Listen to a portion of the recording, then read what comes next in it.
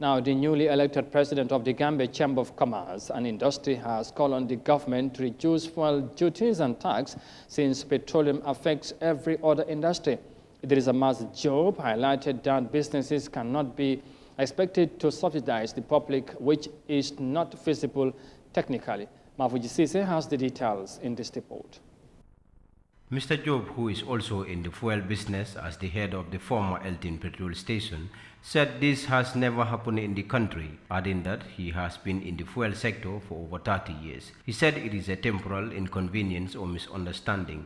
Job said his office and the oil marketing companies have closely worked together with the government addressed a shortage in August this year. And tomorrow I can tell you that the government and the OMCs are going to sit again together to try to resolve this. You know that petroleum prices are set by the state. It is not the oil marketing companies that set these prices.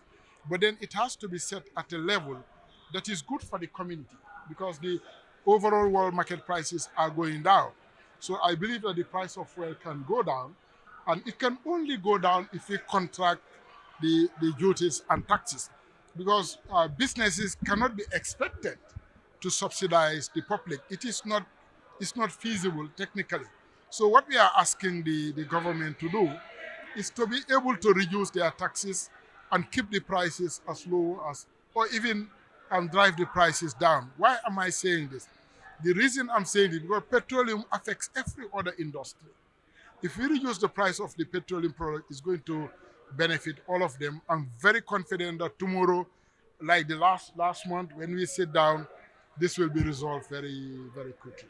In a separate interview with this medium, Alaji Conte is the founder and chief executive officer of Dabo Nani, doubling as the vice president of the Gambia Chamber of Commerce and Industry, said this about projects in the Gambia. Here is only, our companies are only going to stay where they are because we will only work as subcontractors for the whole of our life. And this is not correct. So we will make sure that this is worked out in collaboration with our government. Thank you very much. Thank you. All right. We will also try and get resources like grants so that our small companies that are in the Gambia, okay, they can have access to interest-free loans, and that way they can grow. Because otherwise you go to the bank, it's 19% interest. At the end of the day, you do a project, you don't make any profit. That's why many companies, they start up and eventually they die. And these things we have to try and make sure we do something about them. The Gambia government is in a discussion to resolve the differences as petroleum prices are set by the state through the Ministry of Finance and Economic Affairs and not the oil marketing companies. GCCI president stressed that fuel prices have to be set at a level that is good for the community since the overall world fuel market is going down. The petroleum companies' refusal to sell their fuel has brought a massive public outcry on fuel. The fuel companies are reluctant to sell, purportedly because they are not happy with the price government is putting in place. This is having serious economic and health implications for the entire populace. Sick people are finding it difficult to access the various health facilities because vehicle drivers are charging a whopping amount of fares, which is not affordable. Some cannot go to work and their businesses because of the lack of fuel.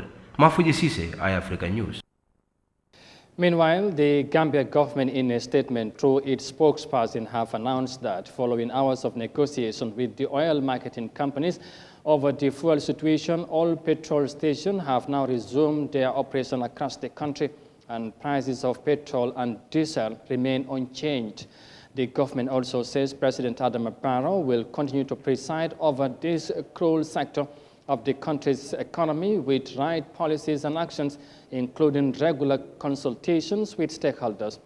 Accordingly, the Barrow government has, from July 2022 to date, provided at least $1.3 billion in fuel subsidies to help stabilize the prices. The subsidy for September 2022 alone is some $5.6 million. Now, the statement further indicates that since the shortage of the pumps yesterday, the Barrow government has been tirelessly working towards the timely resolution of this unfortunate situation affecting the lives and livelihoods of Gambians. The statement ends.